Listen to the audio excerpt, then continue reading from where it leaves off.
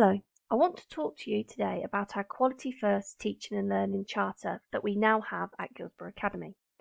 This charter details what you should expect in all of your lessons across the whole school and within all subject departments. Your teachers have been working really hard to ensure that our teaching and learning offer is the highest quality possible and it suits a variety of learning needs. Now, before we look at what the charter is and what it entails, I just want to quickly recap the vision of Guilsborough Academy. So Guilsborough Academy's main aim is to strive to provide everyone with an engaging and supportive school pop culture based upon our 4 key values and skills. And these are aspiration, respect, responsibility, and equality. And each of these contributes to our ethos of learning without limits. Now, in order to provide this engaging and supportive school culture, we need to ensure that our lessons are the highest quality possible.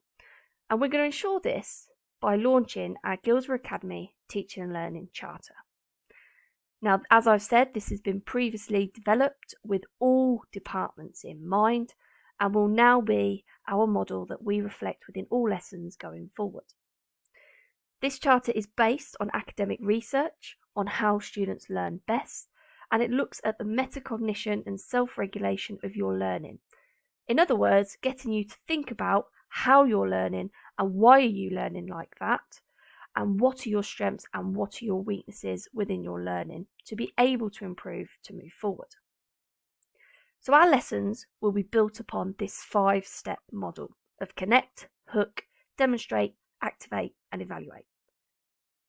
Now, your teachers will be supporting you within all elements of your teaching and learning within the classroom. However, you also need to be responsible for your own learning and to ensure that you remain engaged at all times. The first step, which is connect, is all about activating your prior knowledge. We then have the hook of the lesson, which is where your teacher will provide you with explicit instructions about the related task and content of the lesson. We have demonstrate, where your teacher will be able to help you demonstrate and help you memorize the strategy for that lesson. There will be some element of guided and independent learning where you need to be working harder than your teacher at this stage and your teacher supporting you when required. And then also a structured reflection in terms of evaluate. So let's just take each section at a time and provide you with an example of what this should look like within our classroom. So connect. So this is all about activating prior knowledge.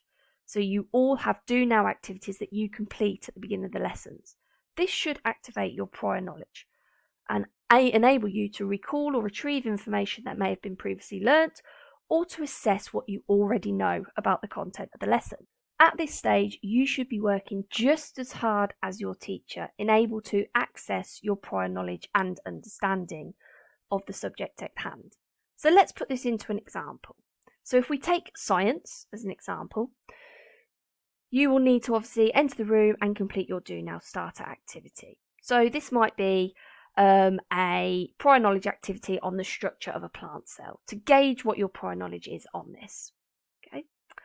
Once completed, your teacher will then explore your lesson aims and also explore the content of the do now activity, maybe providing some question and answer to see what you know and to gauge your understanding. Once this stage has been completed, we then move on to the next stage, which is the hook stage. And this is all about explicit strategy instructions. So if we have a look at what the hook means, so your teacher will explain the strategy that you will use in order to organise and plan the task that you have been set. Okay, so this is where you must listen intently to your teacher's instructions and ask any questions of anything you do not understand. You need to be engaged and you must listen so that the teacher can best support you and ensure there's a level of understanding of the task ahead. So for example, let's take the plant cell again, so the structure of a plant cell.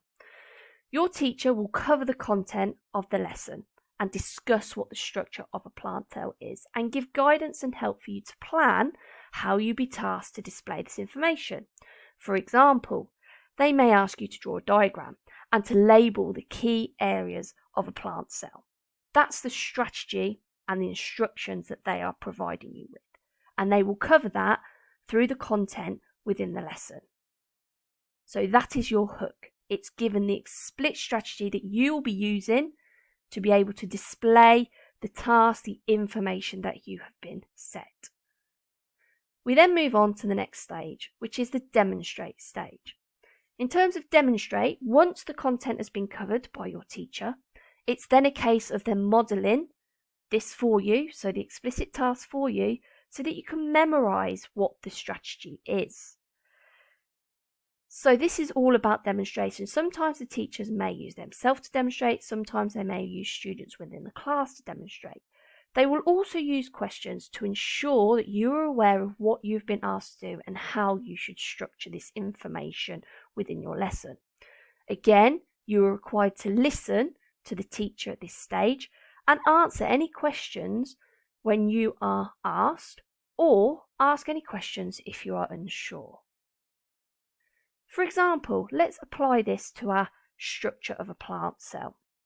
So your teacher may model the task by providing you with a diagram of some of the plant cell structure.